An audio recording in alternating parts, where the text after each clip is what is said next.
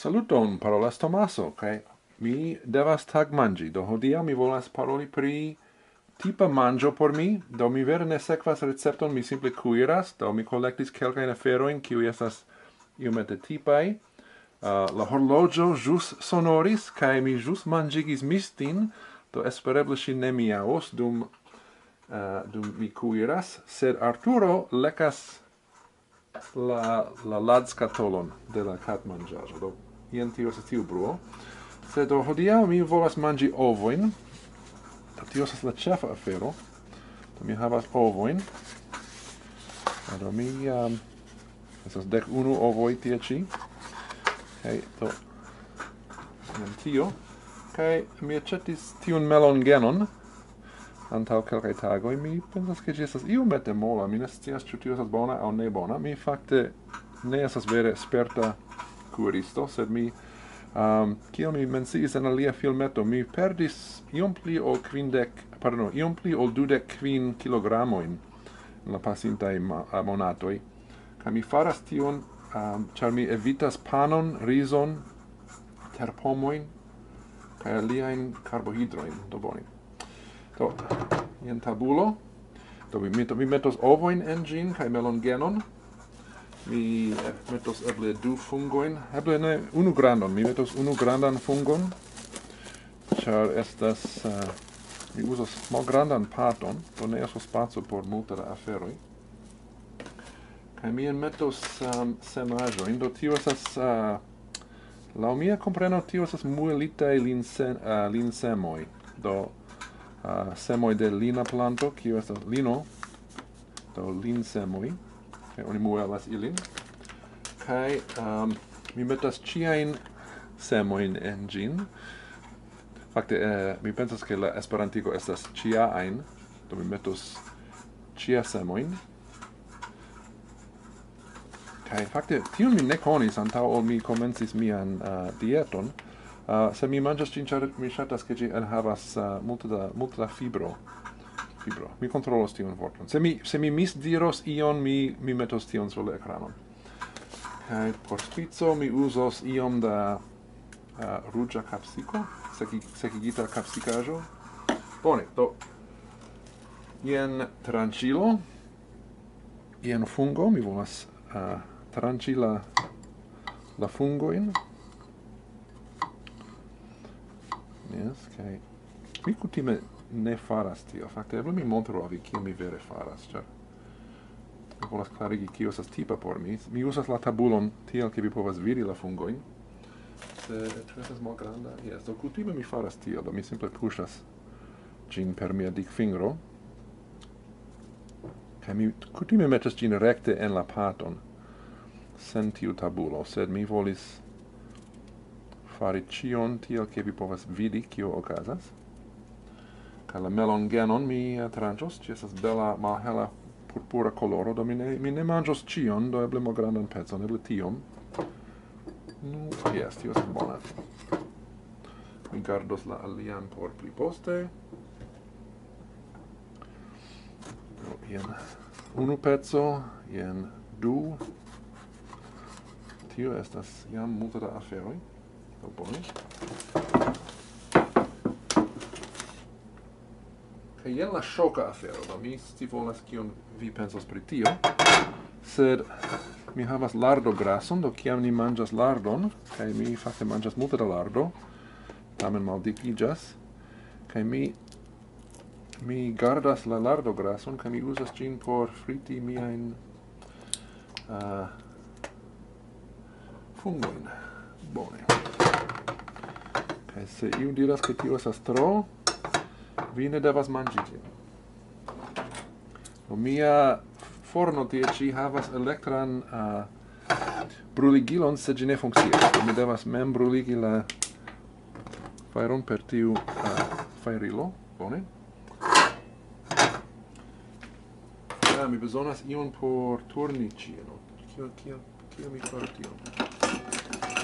Jen spatelo. Mi pensas ke mi ne uzos. Nun ni vidu. Yes, mi uzas la spatelon. Do mi povas enmeti la fungojn. Mi pensas che mi havas tro da manĝaĵo por tiu malgranda pato, sed ni vidos. Ĉar mi bezonos lokon por la ovoj. Jen la melongeno. Nu, antaŭ jaro mi aĉetis melongenon por la unua fojo. Kaj mi ne sciis, kiam mi aĉetis ĝin, kiel mi povus kuiri ĝin, ĉar vi ne vere estas sperta kuiranto, kaj mi vidis, ke fakte se oni simple fritas ĝin, kun iom da oleo aŭ multe da lardograso, tiu bone funkcias. Do jen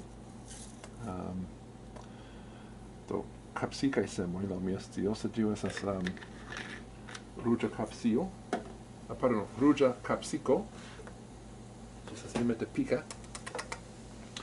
Bone, do mi kovros tion kaj atendos. Kiam tio fritiĝas, mi ordigos iomete, do jen plasta folio,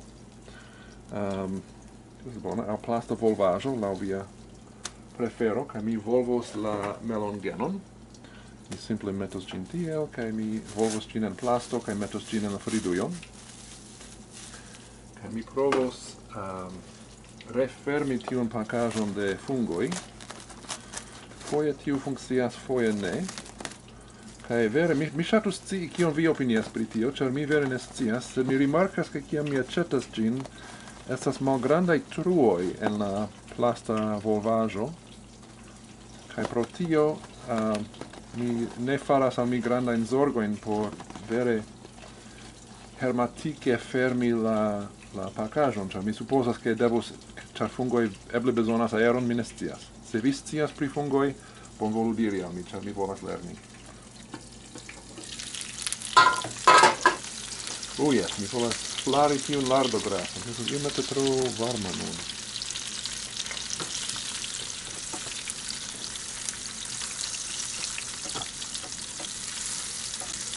Jes, tiu pastelo estas la plej bona metodo por turni tion, sed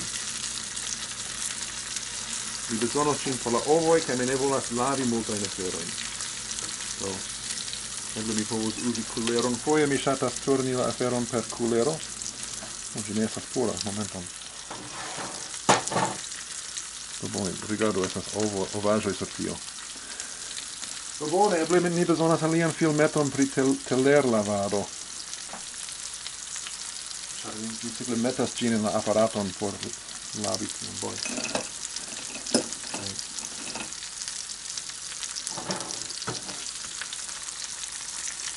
Mi kovros tion.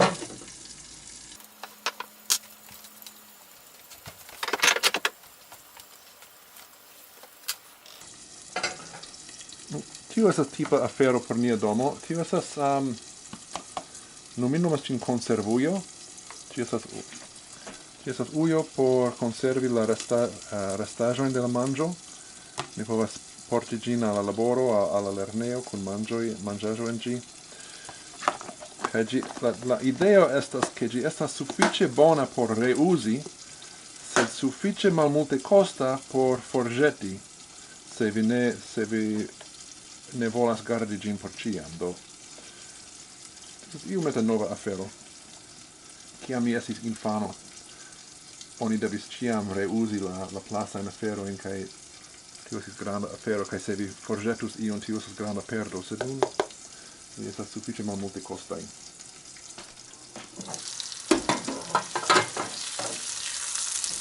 Mi volas turni tiun... Jes. Rigardu la melongenon, tio aspektas tre bongusta nun. Mi ŝatas tiun brunan koloron, kaj mi volas turni tiun ĉi. Jes, kaj la fungoj fariĝas iomete pli molaj.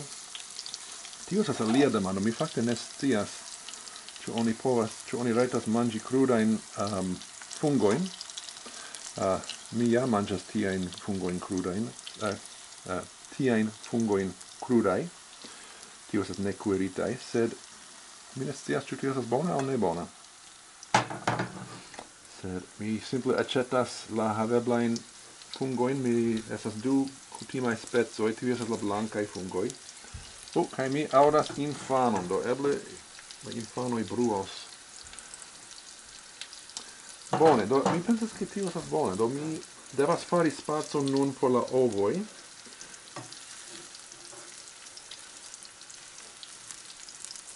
Mi metos unu melongenon en la mezon. Yes, tiam mi faros. 1, 2, mi volas manĝi 3 ovojn. Do jen loko por 3 ovoj. Tiam mi metos la ĉiansemojn, la semojn de ĉiao.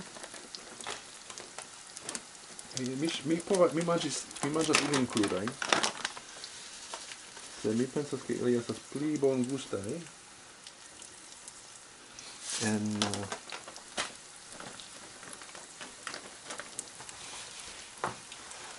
kiam ili estas frititaj.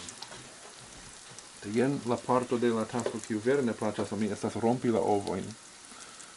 Mi provas fari tion sen fari malordon. 1.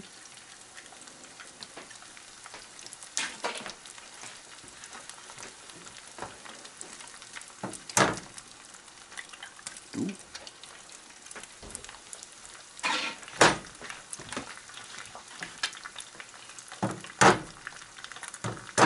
3.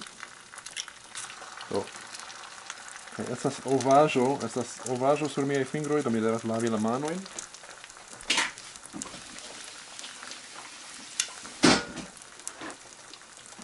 Kaj jen alia afero, mi uzas paperajn tukojn por viŝi la manojn.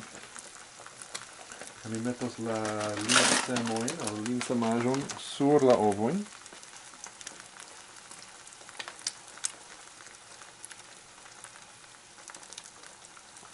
Ili iomete entrempiĝos en la ovojn kaj se mi provos turni ilin.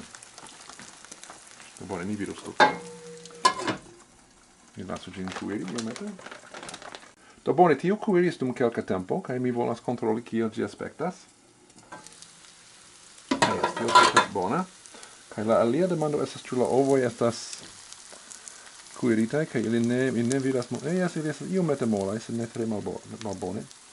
Mi volas turni la ovojn, mi volas iom tranĉi ĝin per la spatelo.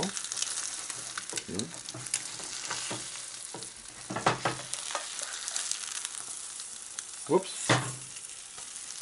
Bone, jen tio. Mi devas disigi tiujn ovojn, bone.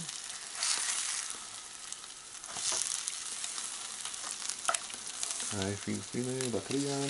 Mi turnos ĝin.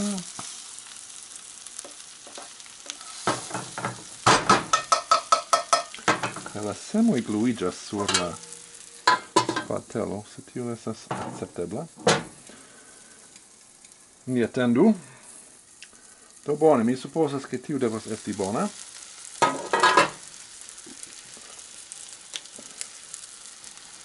Bone, do jen mia mi diru tagmanĝo, estas la 2:02, kaj hodiaŭ mi trinkis kafon kun kremo, kaj 2 poton da kafo kun kremo, kaj nun mi estas preta por mia tagmanĝo. Kaj verŝajne mi ne scias kion mi manĝos iom malgrandan por vespermanĝo, kaj fakte mi ne estas malsata, do kiam mi ĉesis manĝi panon, kaj aliajn karbohidrojn, mi ne estis tiel malsata kiel antaŭe, do jen tio. Jen telero. Mi ŝatus fari tion kun 2 manoj. Do jen la solvo, mi simple prenos de la alia flanko. Do jen mia manĝo. La lumo ne estas bona.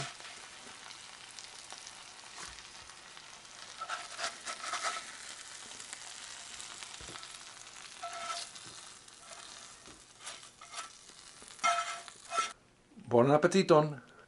Mi ne forgesu danki al Ĉandlero kaj Lupe kaj la aliaj patronoj, kiuj subtenas tiun kanalon. Mi kore dankas al vi, kaj mi vidos vin la alian fojon.